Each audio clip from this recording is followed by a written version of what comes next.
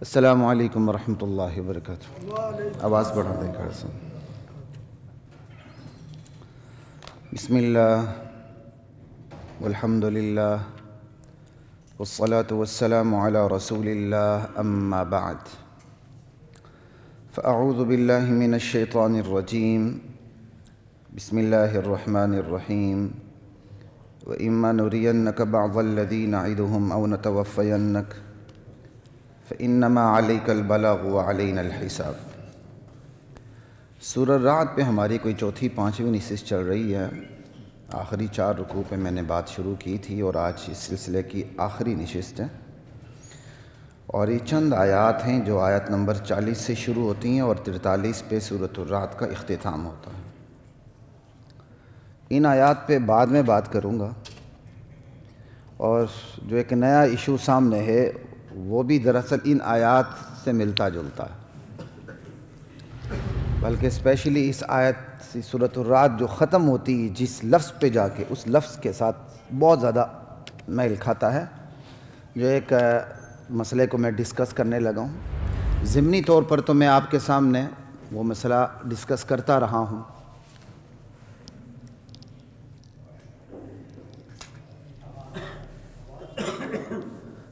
کر سب نہیں، بہت نیچے نہیں، اس کو برابر کریں نا، نہیں بجتی۔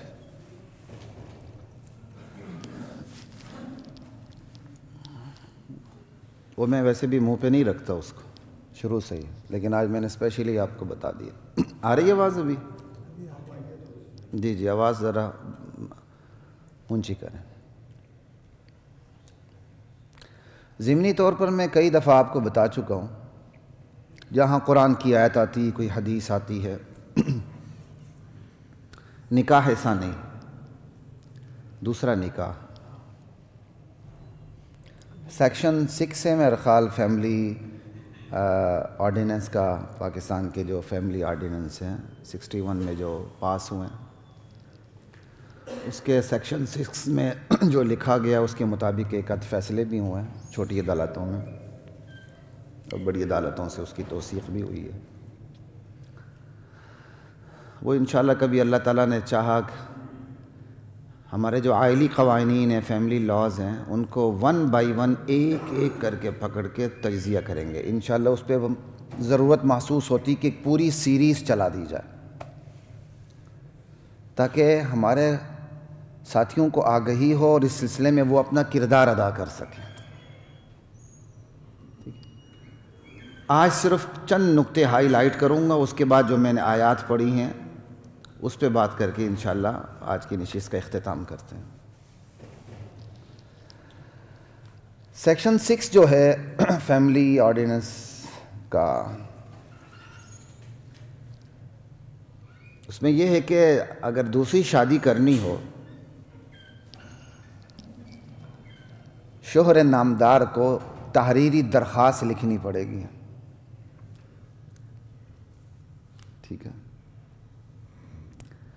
وہ تحریری درخواست لکھے گا، تحریری درخواست میں دوسری شادی کی وجوہات بیان کرے گا، پھر دونوں طرف سے نمائندے بھی ہوں گے، ثالثی کونسل ہوگی، اس کی تفصیل ہے، مطلب اس گھٹیا قانون کی کیا تفصیل بیان کرنی، لیکن تھوڑا تمہید کے لیے یہ بات ضروری ہے۔ وہ دوسری شادی کی اپنی وجوہات بیان کرے گا۔ ویسے ایک بات کر رہا ہوں، ایک بندہ کہتا ہے جی میری سیکچول نیڈ ہے، وہ کس طرح اس کو تحریر میں بیان کرے گا؟ ذرا بیان کریں۔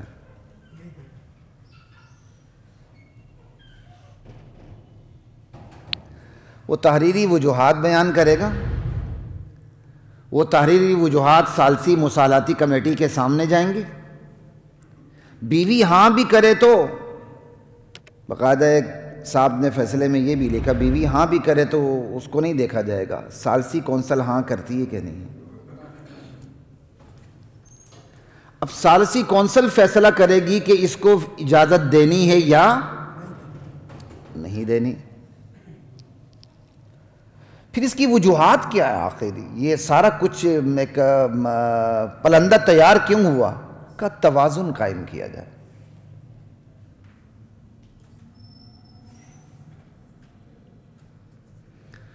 انشاءاللہ جب مستقل نشست کریں گے تو اس پہ ڈیٹیل سے بات کریں گے کہ اللہ کا حکم غیر متوازن تھا کہ 1400 سال بعد آپ کو خیال آئے کہ اس میں توازن پیدا کریں، یا پہلے تسلیم کر لیں کہ آپ کی شرائط سے پہلے اس قانون میں توازن نہیں تھا، یا پہلے تسلیم کریں پھر اسلام کے دائرے سے باہر تشریف لے جائیں نہیں، وہ تو اسلام ٹھوٹا مار دے گا، پھر تو تجدید نکاح بھی ہوگا، نیا کلمہ پڑھنا پڑے گا، دوبارہ نئے طریقے سے سارا کچھ ہوگا۔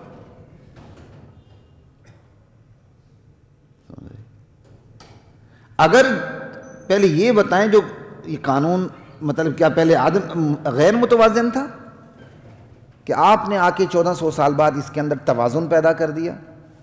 ہاں، اگر دوسری شادی کا مسئلہ اجتہادی مسئلہ ہوتا تو پھر واقعی اہل اجتہاد کو پورا اختیار تھا،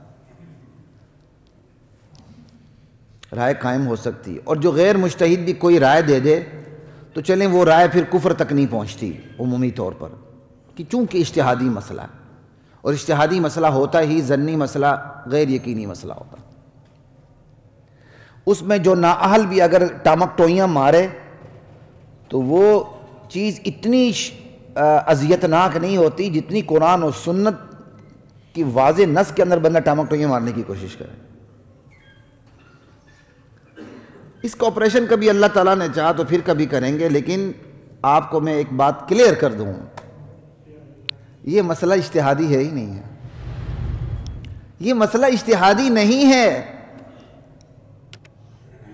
یہ مسئلہ تو قرآن سے واضح ثابت ہے، احادیث سے واضح ثابت ہے، صحابہ کا اجماعی عمل ہے، تابعین کا عمل ہے، تبع تابعین کا عمل ہے، خیر القرون کا عمل ہے، فقہاء اسلام کا ذخیرہ جو ہے فقہ اسلامی کا، وہ اس پر دلیل ہے، اس سے بڑی اور کیا چاہیے دلیل؟ یہ اجتہادی مسئلہ ہے ہی نہیں۔ دوسری شادی کرنی ہے، آپ کون ہوتے ہیں اجازت کی شرط لگانے والے؟ جو شرائط اللہ نے لگانی تھی، جو توازن اللہ نے پیدا کرنا تھا وہ کر دیا، بلکہ اسلام کے مزاج کے اندر ہی نکاح میں تعدد ہے، مجبوراً ایک ہے۔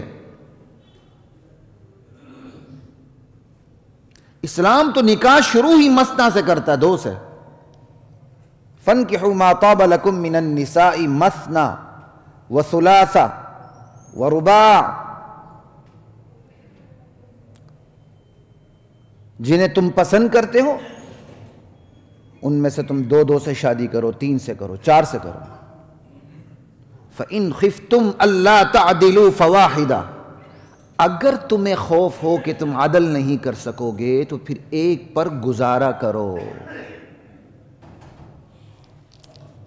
عدل نہ کر سکنے کی صورت میں قرآن ایک کی بات کرتا اور ابتدا 2 سے کرتا۔ یہ تو اجتہادی مسئلہ ہے ہی نہیں ہے کہ میری اور آپ کی رائے چلے، اور اجتہاد میں بھی ایک الگ مسئلہ مجتہدین کی رائے چلتی ہے، ہما شما نتھو فتو کی رائے نہیں چلتی۔ یہ تو اجتہادی مسئلہ ہی نہیں، یہ تو قرآن کا ٹیکسٹ ہے۔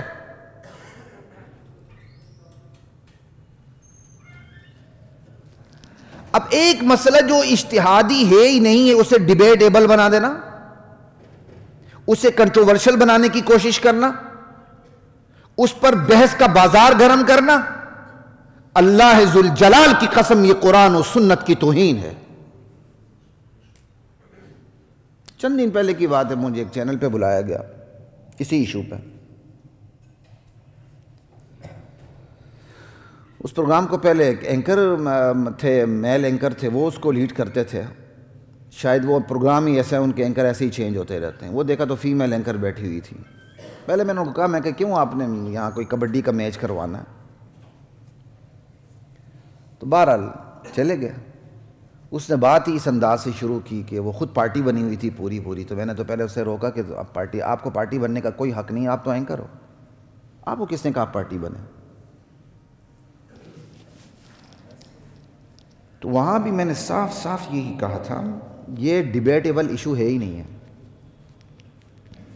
قرآن و سنت کے واضح احکام کو ڈیبیٹیبل ایشو بنانا اور کنٹروورشل بنانا، یہ اللہ کے عذاب کو دعوت دینے کی بات ہے۔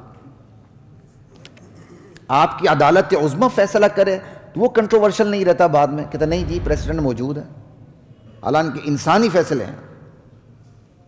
جو خدائی فیصلہ ہے جس میں اجتہاد کی ذرہ بر گنجائش نہیں، وہاں غیر اسلامی شرائط رکھ دینا، اسلام کا مزاج اس کو برداشت کرنے کے لیے تیار نہیں۔ اگلی بات، یہ تو اجتہاد کی جگہ ہی نہیں ہے، چونکہ اجتہادی مسئلہ نہیں۔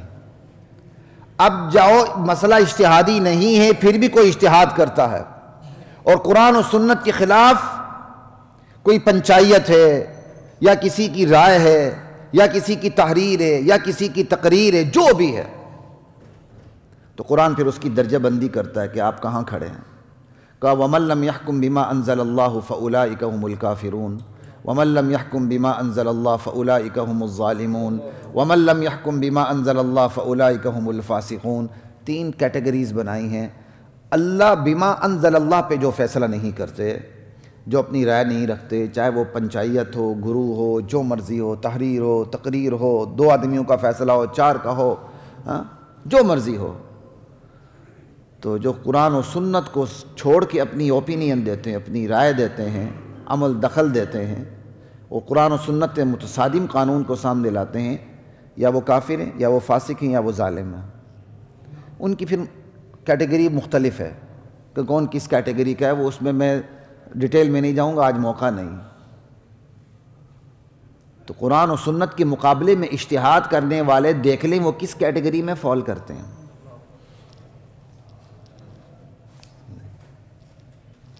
کہتے ہیں جی اب قانون بن چکا لہذا احترام کریں۔ اب قانون بطور پاکستانی احترام کریں تو بطور مسلمان کہاں جائے گی بات؟ لا طاعت لمخلوق فی معصیت الخالق۔ اس مسئلے میں مخلوق کی اطاعت ہو ہی نہیں سکتی جس مسئلے میں اللہ کی نافرمانی ہو رہی ہو۔ بطور پاکستانی آپ کو یاد رہا، بطور مسلمان آپ کو یاد نہیں ہے۔ اور قرآن جو بات کرتا ہے اولی الامر کی اطاعت بات کرتا ہے کہ جو نیک حکمران ہیں، جن کے فیصلے، جن کے آرڈرز قرآن و سنت کے مطابق ہو، ان کی اطاعت کرنی اور کسی کی نہیں کرنی۔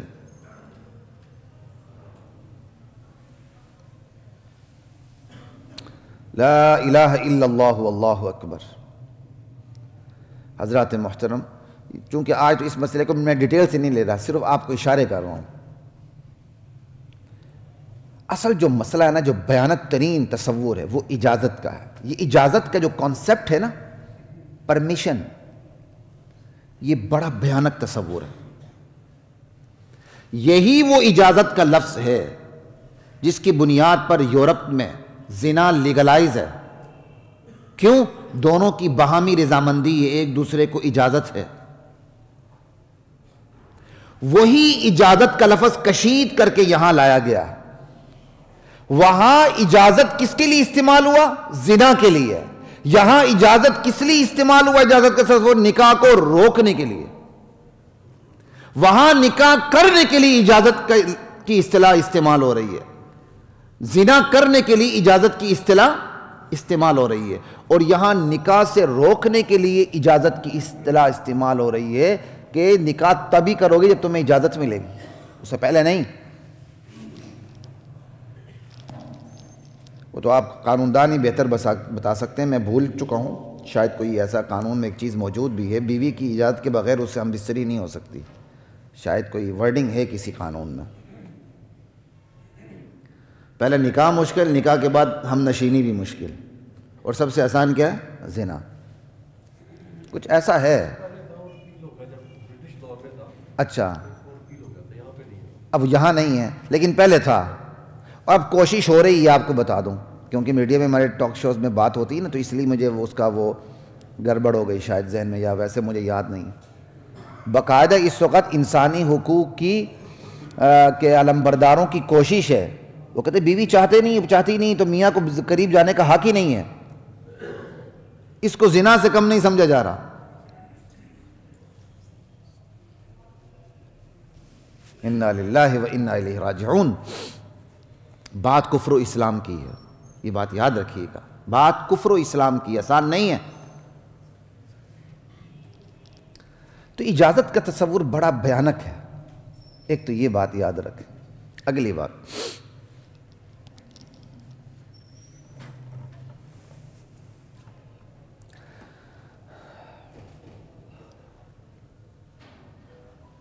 اصل مسئلہ نکاحی تعلق کا نہیں ہے، اصل مسئلہ غیر نکاحی تعلق کا ہے. اصل مسئلہ غیر نکاحی تعلق کا ہے. اس کو یہاں مسئلہ ہی نہیں پتا، مٹی پاؤ پالیسی ہے. جو مسئلہ نہیں اس کو مسئلہ بنا رہے ہیں. اصل مسئلہ غیر نکاحی تعلق کا ہے کہ نکاح کے بغیر اس وقت جو تعلقات پرورش پا رہے ہیں سکول سے لے کر یونیورسٹی کی سطح تک اور یونیورسٹی سے اٹھ کر اداروں کی سطح تک، جو غیر نکاحی تعلق پرورش پا رہے ہیں، جس کی وجہ سے نکاح کا جو بندھن ہے وہ کمزور سے کمزور تر ہوتا جا رہا ہے، بجائے اس کے کہ غیر نکاحی تعلق کے اسباب پر، وجوہات پر پابندی لگائی جائے، ان کے ذرائع پر پابندی لگائی جائے، نکاح کے تعلق پر پابندی لگانے کی کوشش ہے. اور اس سلسلے میں سب سے بڑی ذمہ دار مذہبی سیاسی جماعتیں ہیں. 61 میں قانون بنا، یہ مری ہوئی تھی. انڈیا کے مسلمان پیور مسلم پرسنل لا پہ عمل کرتے ہیں، فیملی لاز پہ. ہندوستان کے مسلمان خالص اسلامی قوانین پر عمل کر رہے ہیں، اور جو مملکت اسلام کے نام پر بنی وہاں کافرانہ قوانین ہیں فیملی لاز کے نام سے. اس سے ہماری بڑی بدقسمتی کیا ہوگی؟ اس کی بہت سی شقیں براہ راست قرآن و حدیث سے متصادم ہیں. لا الہ الا اللہ واللہ اکبر.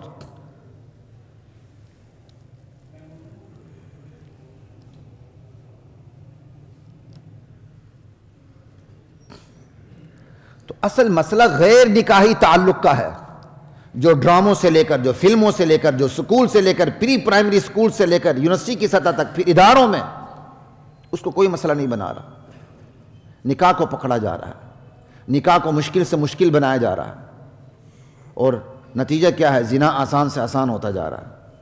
پھر اتنے بڑے واقعات پیش آتے ہیں کہ بڑی عمر کے بابے حملے کر رہے ہوتے ہیں جنسی، اور جب ذرا تھوڑا سا آپ ان کو پکڑ کے پوچھیں، ان کی اولاد ان کو نکاح کی اجازت نہیں دیتی.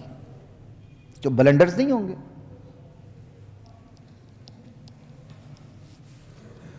پاکستان کی ایک بہت بڑی یہاں کنسٹرکشن کمپنی تھی، تو اس کے جو فاؤنڈر تھے ان کے بیٹے، ان سے تھوڑا سا میرا تعلق رہا کسی دور میں.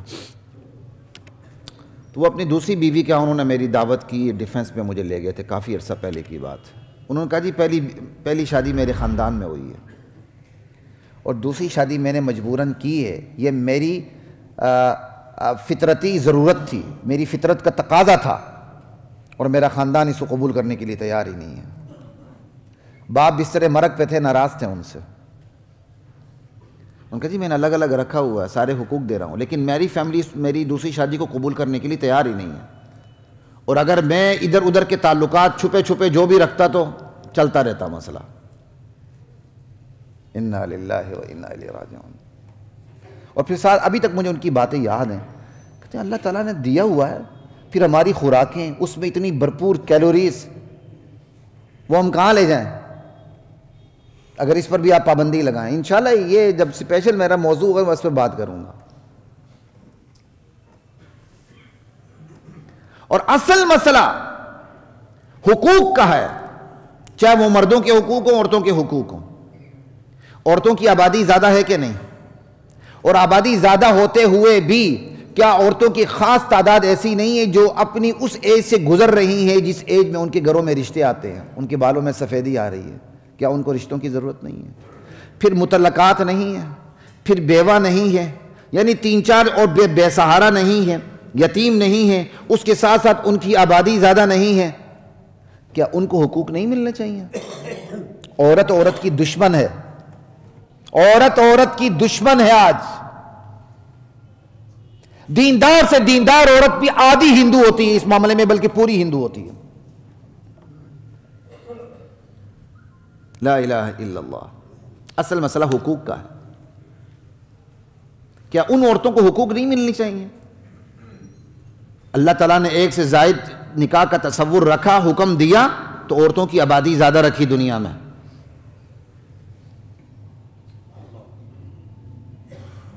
پھر مردوں کے حقوق کا بھی ہے.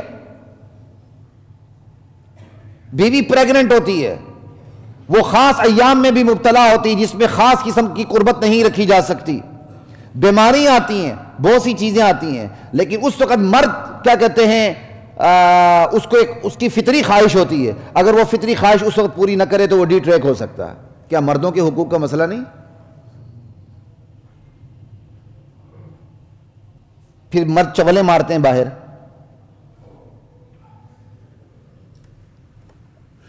یہ حقوق کسی کو نظر نہیں آتے. پھر اس معاشرے میں برصغیر پاک و ہند کے ہندوانہ معاشرے کے اندر دوسری شادی کو معیوب بنا دیا گیا، اور دوسری شادی کو معیوب سمجھنا کفر ہے، کیونکہ قرآن کے آرڈر کو معیوب سمجھنا ہے. یہ آپ کو پتہ ہونا چاہیے، یہ خلیق الرحمن کا فتویٰ نہیں ہے. دوسری شادی کو معیوب سمجھنا کفر ہے. کیوں؟ قرآن کے آرڈر کو معیوب سمجھنا کفر ہے. اب سوال ہے اس عیب کو کیسے ختم کیا جائے، دوسری شادی کے عیب کو کیسے ختم کیا جائے. تو ذرا تھوڑا سا اسلام سے پوچھ لیتے ہیں کہ اسلام ایک جائز عمل کو جب معیوب سمجھا جاتا ہے تو اسلام اس عیب کو کیسے ختم کرتا. چھوٹی دو مثالیں دیتا ہوں پھر آگے چلتا ہوں. آج تو صرف اشارہ کر رہا ہوں کیونکہ بہت سے لوگوں کو تشنگی محسوس ہوتی ہے اس موضوع پہ.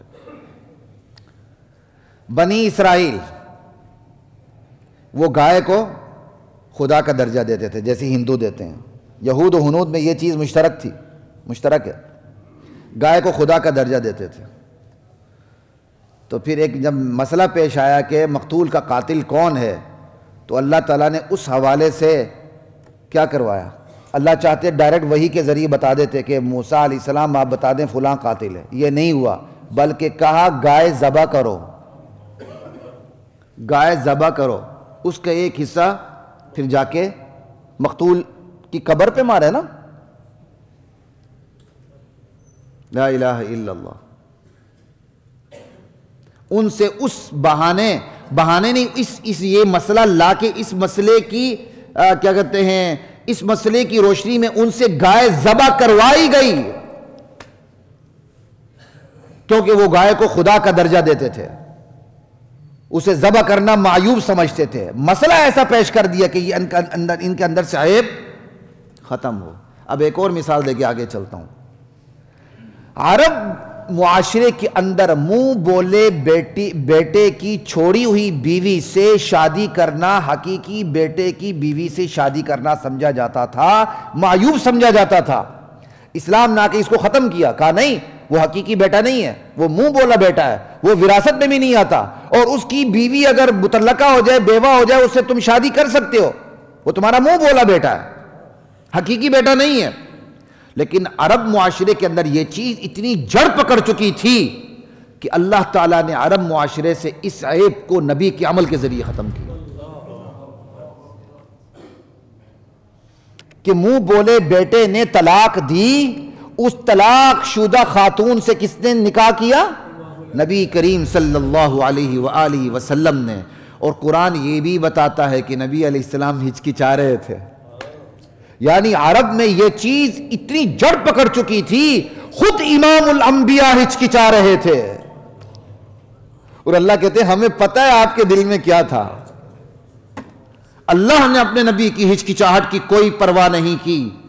اللہ تعالیٰ نے اس معیوبیت کو اپنے نبی کے عمل کے ذریعے ختم کر کے بتایا. اور جب اللہ کے نبی نے نکاح کیا تو پھر اس نکاح پر آپ کو کتنے امتحان سے گزرنا پڑا. دیکھو جی، بیٹے کی بیوی سے شادی کر لی، پھر امام الانبیاء، سیرت کی انتہا، بعد از خدا بزرگ تھی، قصہ مختصر ورفعنا لک ذکرک، آپ پہ کیا گزرتی ہوگی. یہ ہے کسی عمل کو جب عیبناک سمجھا جائے اور وہ عمل جائز ہو تو اس کو ختم کرنے کا طریقہ یہ کہ اس عمل کو معاشرے میں رواج دیا جائے. آج دوسری شادی کو معیوب سمجھا جا رہا ہے. اس عیبناکی کو ختم کرنے کا طریقہ یہ نہیں کہ آپ خبرناک سنیں جا کے. اس عیبناکی کو ختم کرنے کا طریقہ یہ ہے زیادہ سے زیادہ دوسری، تیسری، چوتھی شادی کی جائے تاکہ اس عیب کو معاشرے سے ختم کیا جائے. لا الہ الا اللہ واللہ اکبر. لیکن دیندار سے دیندار باپ بھی بیٹی اپنے داماد کو یہ اجازت دینے کے لیے تیار نہیں ہوتا کہ وہ دوسرا نکاح کرے. یہ ہے امتحان. اینکر نے جلتے بنتے ہوئے، خاتون تھی نا وہ، مرد پھر بھی لحاظ کر جاتا ہے، عورت جب بے لحاظ ہوتی تو پھر اس کا کوئی کیا کہتے ہیں وہ نہیں ہوتا. وکیل ہر ایک کو ڈراتا ہے، وکیل پھر خود وکیلہ سے ڈرنے لگتا ہے. یہ حالت ہوتی ہے. عورت جب انتہا پہ پہنچتی ہے نا تو پھر یہ ہوتا ہے. اس اینکر نے مجھے اسی پروگرام میں براہ راست کہا آپ کا داماد آپ کی بیٹی سے پوچھے بغیر نکاح ثانی کرے، آپ کو برداشت؟ میں کہا بالکل، کیوں نہیں، یہ تو اللہ کا حکم ہے، میں کیا کر سکتا ہوں. وہاں کیمرہ مین تھا، وہ حیران ہو گیا. اس نے مجھ سے غالباً اس طرح کیا کیونکہ اس نے ڈائریکٹ میرے اوپر سوال کر دیا جلتے بھنتے ہوئے. عجیب بات ہے. اگر میں یہاں بیان کر رہا ہوں تو کیا میرے بہنوئی 5 بہنوئی ہیں میرے، کیا وہ سنتے نہیں ہیں؟ عجیب باتیں کرتے ہیں آپ. کیا میرے والد نہیں سنتے تھے اپنے وقت میں؟ اسلام میں میری تیری کی کیا ہما شما کی کیا نتھو پھتو کی کیا حیثیت ہے؟ آرڈر ہے بس. اس لیے آپ کا داماد دوسرا نکاح کرے بخوشی کہیں کرو، یہ اس کی مہربانی آپ سے آ کے پوچھ لے. اسلام نے اس کو آپ سے پوچھنے کا پابند نہیں بنایا ہوا. لا الہ الا اللہ. اسلام اور کثرت ازدواج اللہ کے رسول کی سنت ہے. ایک سے زائد نکاح کرنا. صحابہ میں بڑی مشکل سے آپ کو 1 یا 2 یا 3 صحابہ ملیں گے جنہوں نے صرف ایک نکاح پہ گزارا کیا ہے. صحابہ کی اکثریت نے 1 سے زائد نکاح کیے ہیں. تابعین، تبع تابعین، فقہاء اسلام کا ذخیرہ. اور ابن عباس رضی اللہ تعالی عنہ کا اثر موجود ہے، ان کی حدیث ہے کہ نکاح کیا کرو، تم میں سے بہترین وہ ہے جس کی بیویاں زیادہ ہوں.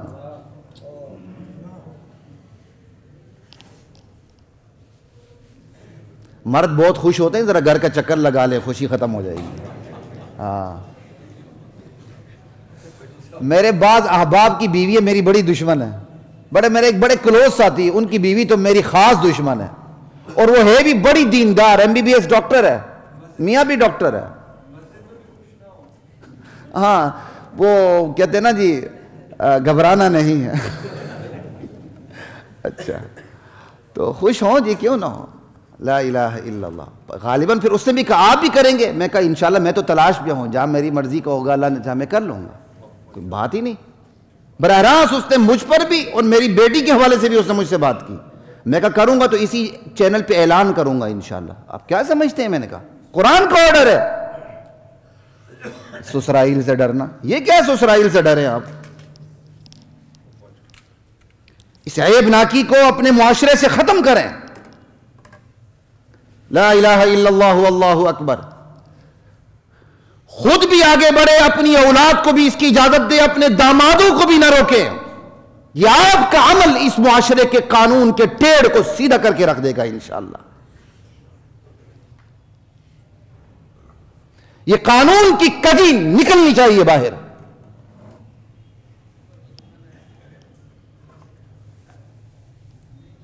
اللہ اکبر. لا الہ الا اللہ واللہ اکبر.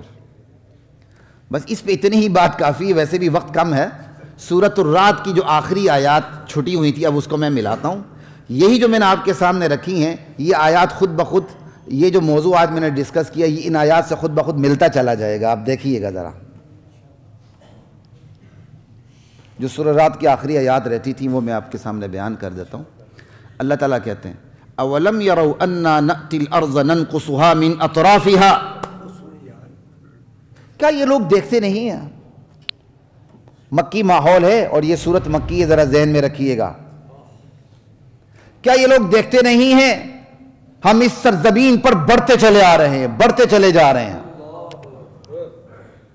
ننقصها من اطرافها، اطراف سے اس کو گھٹاتے جا رہے ہیں. اسلام بڑھتا جا رہا ہے، اس کی دعوت پھیلتی جا رہی ہے، بڑے بڑے سردار اسلام قبول کر رہے ہیں، عرب اسلام کی طرف متوجہ ہو رہے ہیں، کفر کی سرزمین سمٹ رہی ہے، اسلام کی سرزمین کشادہ سے کشادہ ہوتی جا رہی ہے. اور اس کو اللہ تعالیٰ دعوت کے پھیلنے کو کیا کہہ رہے ہیں؟ ہم آگے بڑھتے جا رہے ہیں. اولم یروا انا نأتی الارض، کیا یہ لوگ دیکھتے نہیں ہیں کہ ہم زمین پر بڑھتے چلے جا رہے ہیں، آگے بڑھتے چلے جا رہے ہیں. دعوت بڑھ رہی تھی، دعوت پھیل رہی تھی، اور اللہ دعوت کے پھیلنے کو، دعوت کے آگے بڑھنے کو، اپنے کو آگے بڑھنے کا کہہ رہے ہیں. اپنے آگے دعوت کی اہمیت کتنی ہے. ننقصها من اطرافها، اس سرزمین کو ہم گھٹاتے جا رہے ہیں کناروں سے. لوگ مسلمان ہوتے جا رہے ہیں، ان کی تعداد کم ہو رہی ہے، ان کا جغرافیہ کم ہو رہا ہے. مسلمانوں کی تعداد بڑھ رہی ہے، ان کا جغرافیہ بڑھ رہا ہے. یہ دیکھتے نہیں؟ ایک بات یہاں یہ سمجھ لیں کہ اللہ تعالیٰ نے دعوت کے پھیلنے کو، دعوت کے بڑھنے کو خود اپنا بڑھنا کہا ہے. اس پہ اسلام اللہ کو کتنا عزیز ہے. اور دوسری چیز جس پر توجہ دینے کی ضرورت ہے وہ ہے کہ یہ قرآن کی شاید واحد آیت ہے، ممکن ہے اسے زائد ہو لیکن میری نظر سے نہیں گزری. یہاں دعوتی اسلوب میں بالکل جہادی اسلوب اپنایا گیا ہے. حالانکہ یہ دعوتی فتوحات ہے، یہاں جہادی فتوحات کا ذکر نہیں ہے. یہ آیت مکی ہے، ہجرت سے پہلے کی ہے، سورت پوری. تو جہاد تو مدینے میں نازل ہوا ہے حکم اس کا. یہ اس آیت کا اسلوب ایسا ہے کہ جو دعوتی فتوحات ہیں ان کو جہادی فتوحات کا رنگ دیا گیا ہے، جس کی وجہ سے بعض مفسرین کو غلط فہمی ہو گئی کہ یہ آیات مدنی ہے، یہ سورت مدنی ہے. حالانکہ یہ مدنی نہیں، مکی ہیں، ہجرت سے پہلے کی ہیں. تو اسلام کی دو قسم کی فتوحات ہوتی ہیں، ایک دعوتی فتوحات اور ایک جہادی فتوحات. دونوں ایک دوسرے کے لیے لازم و ملزوم ہیں، دونوں ایک دوسرے کے لیے لازم و ملزوم ہیں. بلکہ جہاد میں سے دعوت کو نکال دیں، تخریب بلاد اللہ تعذیب عباد اللہ، جہاد نری تخریب کاری بن جاتی ہے اور شہر کو کھنڈرات میں تبدیل کرنا بن جاتا ہے اگر اس میں سے دعوت کا پہلو نکال دیا جائے. لیکن یہاں دعوتی پہلو کو جہادی رنگ میں بیان کیا گیا. تو اس سے مجھے اور آپ کو کیا سبق ملتا ہے؟ آج کی اس منظم دنیا کے اندر جہاں ہر ملک کی منظم فوج ہے اور آپ اپنی مرضی سے جہاد نہیں کر سکتے، تو سب سے بڑا ہتھیار ہمارے پاس دعوتی ہتھیار ہے. اللہ نے یہ اتنا بڑا ہتھیار مجھے اور آپ کو دیا ہے کہ دعوت کا ہتھیار استعمال کریں، دعوت دیں، نہ رکیں، داعی بنیں اور دعوت کے تقاضے پورے کریں. اور جب آپ سنیں گے تو آپ کو دعوت دینی آئے گی، جب آپ پڑھیں گے تو آپ کو دعوت دینی آئے گی، اور جب آپ اسلام پر عمل کریں گے تو آپ داعی بنیں گے، داعی کا کردار پیدا ہوگا. اور ایک اگر مسلمان صحیح داعی بنے تو بڑی بڑی جماعتوں کی ضرورت ختم ہو جاتی ہے. آج جہادی فتوحات کو مشکلات اس لیے پیش آتی ہیں کہ دعوتی فتوحات کمزور ہیں، اور دعوتی فتوحات کو مشکلات اس لیے پیش آتی ہیں کہ جہادی فتوحات کمزور ہیں. یہ تو اسلام کا رنگ ہے، ایک طرف دعوتی فتوحات ہے، دوسری طرف جہادی فتوحات ہیں. اب ہم برصغیر پاک و ہند کو دیکھتے ہیں، پاکستان کو دیکھ لیں تو یہاں دعوتی فتوحات ہیں اور اس کا اثر پوری دنیا کے اوپر ہے. عرب کے بعد میری ناقص دانش میں اللہ نے جو خوش قسمت ترین خطہ رکھا ہے وہ برصغیر پاک و ہند کا رکھا ہوا ہے. یہ بات یاد رکھیں. آج یہاں دعوتی فتوحات بھی ہو رہی ہیں اور جہادی فتوحات بھی ہو رہی ہیں، اور ایک عجیب امتزاج قائم ہو چکا ہے. مستقبل ہمارا ہے انشاءاللہ. دعوتی فتوحات پاکستان سے آپ شروع کریں، پوری دنیا پہ اس کے اثرات دیکھیں. جتنی بھی دعوتی نرسریاں ہیں ان کے ڈانڈے پاکستان سے جا کے ملتے ہیں. اور جہادی فتوحات پاکستان کے ہمسایہ افغانستان کے اندر دیکھ لیں، اور پھر اس کا امتزاج دیکھ لیں. تو آنے والا دن انشاءاللہ ہمارا ہے. اس لیے ہمیں بے حوصلہ ہونے کی ضرورت نہیں، لیکن دعوت کے اسلحے سے مسلح ہونے کی ضرورت ہے. ہم ہر چیز ریاست پہ پھینک دیتے ہیں، جو بات ہو، نہ نماز پڑھنی، نہ روزہ، نہ حج، نہ نماز، نہ کچھ بھی نہیں. کیا بس ریاست کو گالیاں دینی ہے؟ بھائی جو اللہ نے آپ کے ذمہ دعوت کا کام رکھا ہے، جس میں نہ آپ کو ریاست روکتی ہے، کوئی بھی نہیں روکتا، اس میں آپ کمال اور ملکہ پیدا کیوں نہیں کرتے؟ اپنی اولاد پہ محنت کیوں نہیں کرتے؟ اپنے دوست احباب پہ محنت کیوں نہیں کرتے؟ آپ کے جو زیر اثر ہیں آپ ان پر محنت کیوں نہیں کرتے؟ دکاندار ہے، اکیلا نماز پڑھتا ہے، ملازمین کو نماز نہیں پڑھاتا.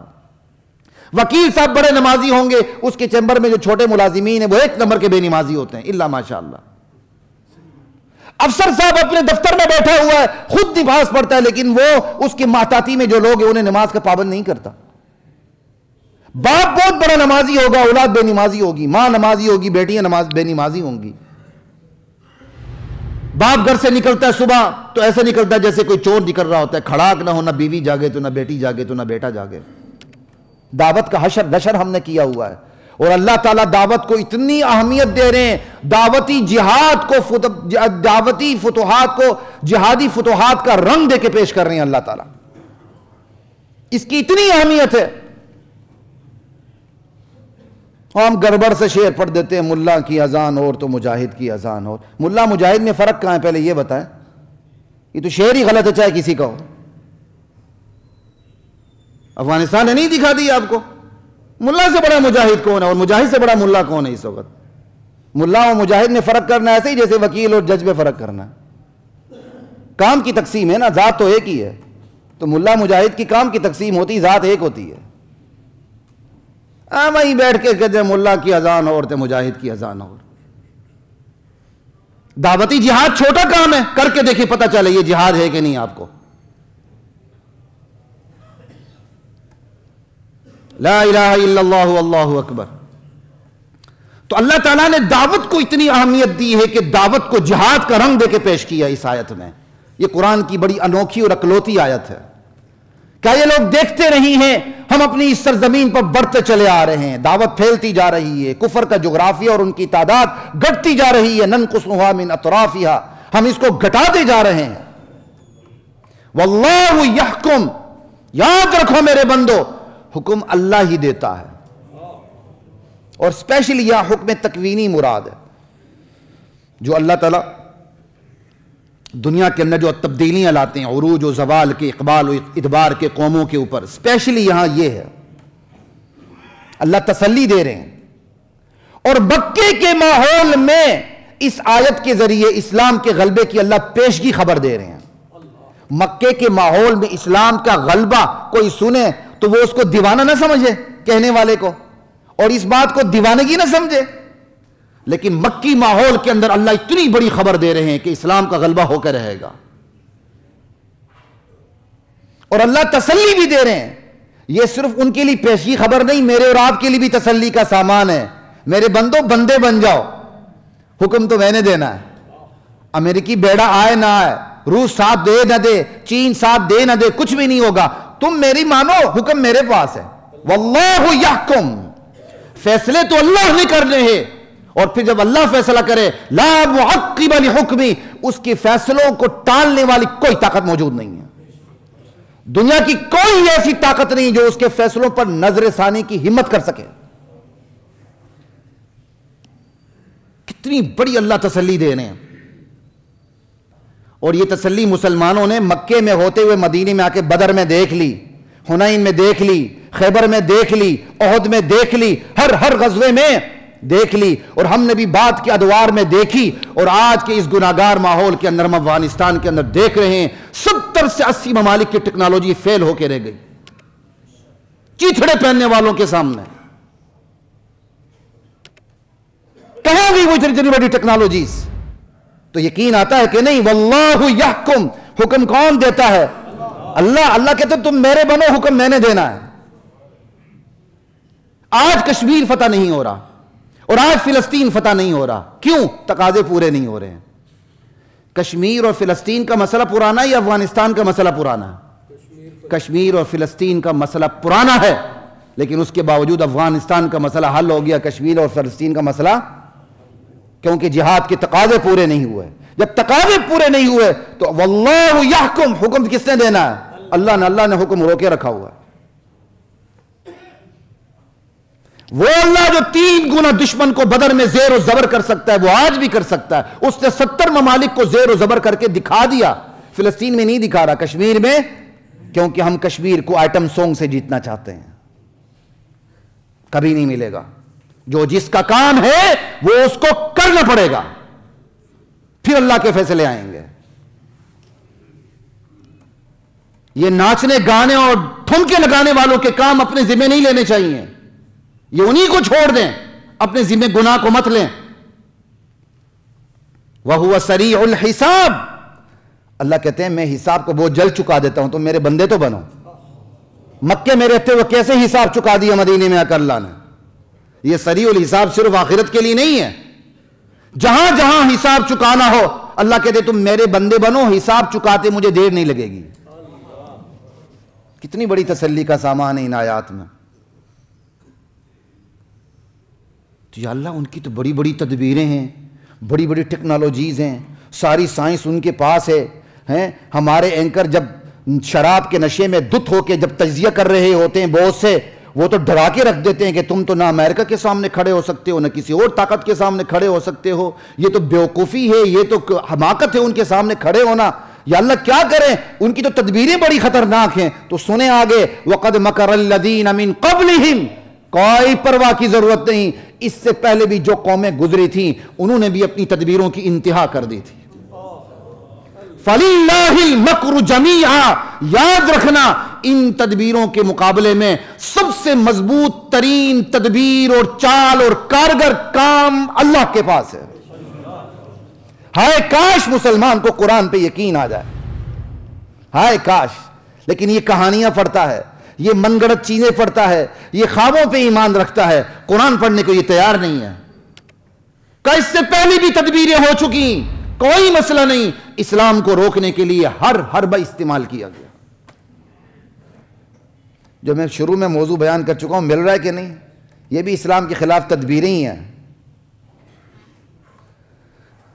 نکاح کو مشکل بنانا، زنا کو آسان بنانا، اس سے بڑی اسلام کے خلاف تدبیر اور کیا ہو سکتی ہے؟ لیکن فَلِلَّهِ الْمَكْرُ جَمِيعًا، سب سے مضبوط چال اللہ کی ہی ہے۔ کیوں؟ يَعْلَمُ مَا تَكْسِبُ كُلُّ نَفْسٍ، ہر نفس نے جو کرنا ہے اسے پتا ہے، وہ ہر تدبیر کو توڑ کے رکھ دے گا، لیکن تم اللہ کے بندے بن جاؤ۔ وَسَيَعْلَمُ الْكُفَّارُ لِمَنْ عُقْبَ الدَّارِ، ان قریب قرآن کے نظام سے جو انکار کرنے والے لوگ ہیں وہ جان لیں گے کہ آخرت کا گھر کس کا ہے۔ وَيَقُولُ الَّذِينَ كَفَرُوا لَسْتَ مُرْسَلًا، اب یہ وہ آخری آیت ہے جس میں جا کر اللہ شکوے کے طور پر ان کا ایک اعتراض نقل کرتے ہیں۔ پہلے میں آپ کو بتا چکا ہوں قرآن سوال نقل نہ کرتے ہوئے بھی جوابات دیتا ہے، اور کبھی کبھی سوال بھی نقل کر دیتا ہے، اور سوال نقل کرتے ہوئے اللہ تعالیٰ شکوے کا انداز اپناتے ہیں۔ وَيَقُولُ الَّذِينَ كَفَرُوا لَسْتَ مُرْسَلًا، یہ منکرین آپ کے بارے میں کہتے ہیں کہ آپ رسول نہیں ہے۔ تو قُلْ كَفَى بِاللَّهِ شَهِيدًا بَيْنَكُمْ، میرے نبی آپ نے بڑی وضاحتیں دے دی ہیں، بس ان کو کہہ دو اللہ میرے اور تمہارے درمیان گواہ کافی ہے۔ اللہ نے گواہی دی ہے کہ نہیں؟ بینات کی صورت میں اللہ نے گواہی دی ہے، معجزات کی صورت میں، واضح تعلیمات کی صورت میں، واضح تعلیمات کی صورت میں، معجزات کی صورت میں، دلائل کی صورت میں اللہ گواہی دے چکا ہے کہ یہ میرے نبی ہیں، تو بس اللہ گواہ کافی ہے۔ تو بھائی اللہ کے بعد بھی تو کوئی گواہ ہونا چاہیے مخلوق میں۔ اللہ اللہ کے بعد بھی تو دھرتی پہ کوئی گواہ ہونا چاہیے۔ کہ وَمَنْ عِنْدَهُ عِلْمُ الْكِتَابِ، جن کے پاس کتاب کا علم ہے وہ بھی نبی کی نبوت پر گواہ ہیں، رسول کی رسالت پر گواہ ہیں۔ کتاب چاہے انجیل کی ہو، تورات کی ہو، جو صحیح علم رکھتے تھے وہ جانتے تھے اللہ کے رسول محمد نبی ہیں صلی اللہ علیہ وآلہ وسلم، اور جن کے پاس قرآن کا علم ہے وہ بھی جانتے ہیں کہ محمد الرسول اللہ اللہ کے نبی مرسل ہیں۔ تو اللہ تعالیٰ اپنے بعد گواہ کس کو بنا رہے ہیں؟ جن کے پاس قرآن و سنت کا علم ہے، کتاب کا علم ہے۔ تو یہ آیت بتاتی ہے کہ شرعی امور کے اندر رائے کس کی چلے گی؟ جن کے پاس کتاب کا علم ہوگا. اور اگر آپ کے پاس کتاب کا علم نہیں ہے تو آپ پابند ہیں کہ آپ جن کے پاس کتاب کا علم ہے ان سے رائے لے کے چلیں. یہ نہیں ایک صفحہ اٹھا لیا، اس کی انگلش یا اردو ٹرانسلیشن دیکھ لی، خود مجتہد بن کے آگے بڑھ گئے. نہ، یہ اسلام کے ساتھ سب سے بڑا مذاق ہوگا.